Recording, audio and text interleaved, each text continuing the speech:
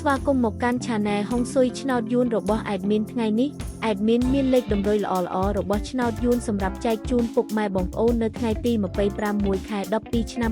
2025 នេះដូចនេះ Admin មិនចង់ឲ្យចំណាយពេលវេលារបស់ពុកម៉ែបងប្អូនយូរតោះយើងមកតាមដានលេខតម្រុយរបស់យើងទាំងអស់គ្នាសម្រាប់លេខតម្រុយ2លេខមានលេខ67លេខ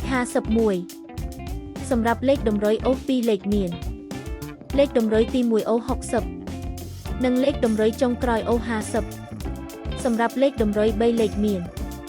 5175គុណនិង512គុណ